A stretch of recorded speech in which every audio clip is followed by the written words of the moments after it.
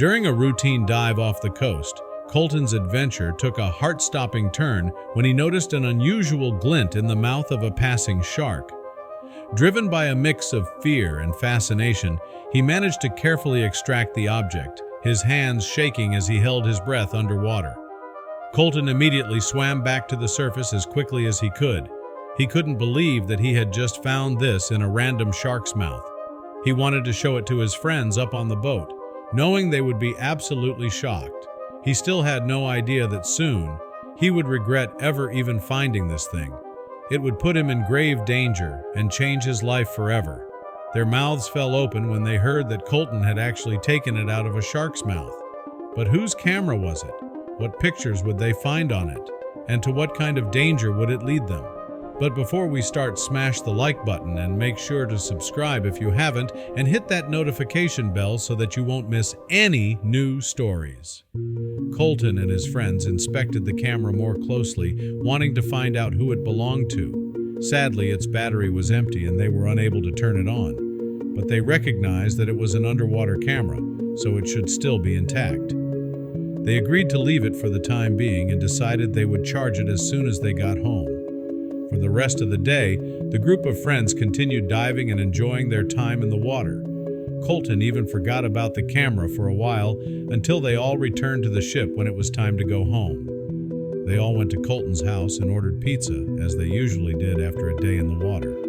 Colton was really impatient, and he could barely wait for the camera to charge. He whooped when the red blinking light finally stopped, indicating that the camera was fully charged. "It is time, my friends," he said, as he ceremoniously removed the charger and pressed the on button. They all gathered around the camera. "Quickly, let's see what the last picture was." Colton pressed some buttons and suddenly a photo popped up on the screen. Before they could take a good look at it, though, the screen started glitching and it went black. "Shit," he called out, and he tried turning the camera on and off again a few times, but it didn't work. Luckily, Colton was a quick thinker, and he was able to connect the camera to his laptop. Colton clicked through the photos rapidly. First came a series of images of colorful coral reefs teeming with fish. Jellyfish floated serenely in another, their tentacles trailing like delicate lace. Then came a turtle, its shell patterned and ancient as it swam lazily across the frame. As they flipped through more aquatic shots, a different kind of image appeared. A small boat bobbed among the waves, clear under the sunlit sky. People were visible on deck, moving around. Was this guy spying on them or something? Colton muttered as he leaned closer.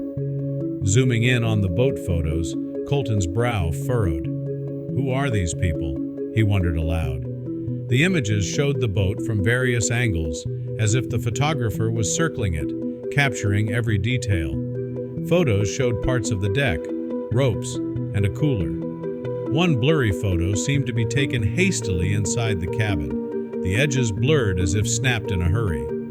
"He got on the boat," Colton announced, tension rising in his voice. The last photo sequence was chaotic. A half-eaten sandwich on a paper plate, a spilled drink, a pair of sunglasses askew on a seat. The final shot was of the boat's floor. The camera apparently dropped. "What happened here?" Colton's friend whispered. As they continued browsing the images, one last photo loaded, showing a bald man staring directly at the camera with a stern, unsettling look. The mood shifted instantly. They knew this was no ordinary holiday snapshot. Without hesitation, Colton began transferring all the images from the camera to his laptop. "We need to keep these safe," he declared as he created a new folder labeled Boat Mystery. The group huddled around the kitchen table. They discussed how the bald man's harsh gaze didn't sit right with them, and calling the police felt like the responsible thing to do. Colton picked up his phone and dialed the local police station. The officer on the line was calm, asking them to bring the camera and the images as potential evidence. As soon as they entered the station, Officer Gary led Colton to a small room. "So, you found this camera in a shark's mouth?" Colton detailed how the camera ended up in their hands, but Officer Gary seemed skeptical. "A shark, really? That's new," he commented dryly. Despite his doubts, Officer Gary took the camera and assured them it would be examined forensically. "You're free to go for now," Officer Gary said as he stood up. "But don't stray too far. We might need more from you." Back at his house, Colton pored over digital copies of the photos on his laptop. He zoomed into backgrounds, faces, and odd corners, searching for anything he might have missed. While digging through online articles and forums, Colton stumbled upon a missing persons report about an aquatic photographer who had disappeared a few months ago. The description matched the camera's model and the style of the photos. It seemed too much of a coincidence. Could this be the same guy? Determined, Colton mapped out his return to the harbor. He jotted down notes on what to look for and prepared a small bag with his camera and binoculars. Early in the morning, Colton arrived at the harbor, his eyes scanning the moored boats. He moved quietly, avoiding any conversations. He knew the importance of maintaining secrecy, aware that any slip might expose his intent. While he searched, he acted like any other visitor, occasionally stopping to admire the boats as if he were just a curious tourist. Finally, Colton saw it. The boat from the photos was moored at the far end of the harbor. He ducked behind a stack of fishing nets, watching the boat through binoculars. As he observed, the bald man from the photos walked onto the deck of the boat, the man with the menacing look, moving around the boat with a sense of authority. Colton snapped a few discreet photos, ensuring not to draw any attention to himself. Suddenly, a harbor worker approached Colton, whispering urgently, "Be careful around that boat, mate. The owner's bad news." Before Colton could respond, the worker glanced nervously towards the boat and quickly disappeared into the crowd. Each glance towards the bald man and his associates added layers to his worry. He wondered about the stories the boat could tell and what dangers might lurk aboard. He discreetly used his phone to take notes and make a rough sketch of the boat's layout. Just as he was about to leave, Colton overheard a conversation around the corner of a shipping container. Two men were talking in hushed tones. "The police had found his camera. They'll come looking for him in no time now," one said anxiously. Colton's ears perked up. Understanding the immediate danger of being overheard or spotted, Colton quickly slipped away from the area. From a safer location, Colton zoomed in with his camera lens, capturing detailed shots of the boat and any visible crew members. He focused on documenting everything he could from this new vantage point, ensuring he had enough visual evidence. Walking through his front door, he paused, taking a deep breath, preparing mentally for what lay ahead. First thing, Colton called the police station, seeking any updates about the camera or the boat. His voice was steady as he asked for Officer Gary, hoping for some piece of information that might help him piece together the mysterious events. The response from the police was disheartening. "No new information at this time," came the reply. With no updates or leads from the police, he hung up the phone, feeling more isolated but even more resolved to continue his investigation. Later, Colton gathered his closest friends to share his plan. "I need to get on that boat and see for myself." His friends exchanged worried glances, expressing their concerns about the danger involved. But Colton's determination was palpable. He packed a small bag with a flashlight, a camera, and some other essentials. Under the veil of night, Colton approached the harbor. Colton crept among the large shipping containers stacked near the boat, looking for any sign of illicit activity or discarded evidence that could be linked to the boat. His eyes darted around, seeking anything out of place. He carefully lifted tarps and peered into open containers, his hands gloved to avoid leaving fingerprints. As he sifted through a particularly cluttered area, the sound of footsteps startled him.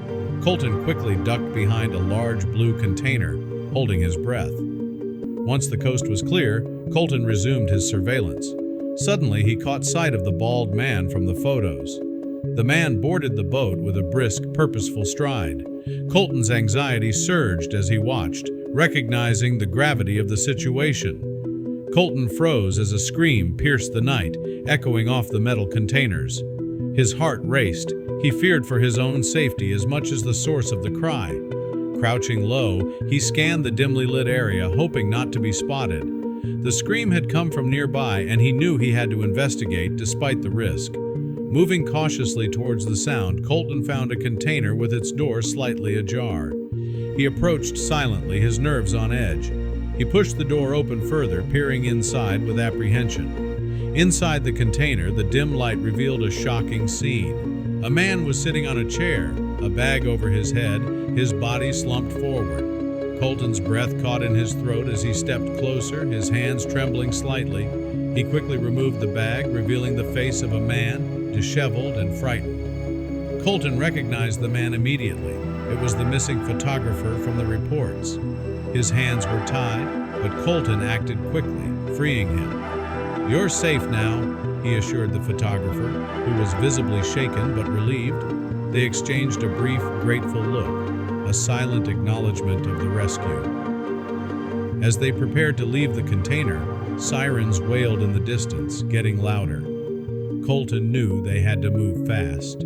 He quickly loosened the ropes binding the photographer's hands completely and guided him to a safer hiding spot among the shadows. As the police arrived, they moved quickly to detain the perpetrators on the boat. Colton watched from a distance, relieved, as the officers handcuffed the bald man and his associates. Thanks to Colton's tip and the evidence he had gathered, the police were prepared. The scene unfolded rapidly, with law enforcement securing the area and ensuring no one else was in danger. The photographer, now safe, stood beside Colton as they watched the arrests. His relief was palpable, a stark contrast to his earlier fear. Officers escorted the criminals to police vehicles, their heads bowed. The photographer looked at Colton, his eyes expressing a depth of gratitude that went beyond words. The danger had passed, and he was finally free from his captivity. It was revealed that the photographer had inadvertently captured images of the criminals using their boat for transporting illegal goods. When they realized he had potentially incriminating photos, they decided to silence him. The police pieced together the operation from the photos and information Colton provided, grateful for the unexpected clues that led to the unraveling of the criminal network. The police publicly lauded Colton for his bravery and quick thinking. His actions had not only saved the photographer, but also helped dismantle a significant criminal operation. The local news arrived, eager to cover the story of a local hero. Colton shared his experience modestly, emphasizing teamwork and the importance of community vigilance. Normalcy slowly returned to the harbor, now under closer scrutiny by local authorities. Additional patrols were set up, and new security measures were discussed to prevent similar occurrences.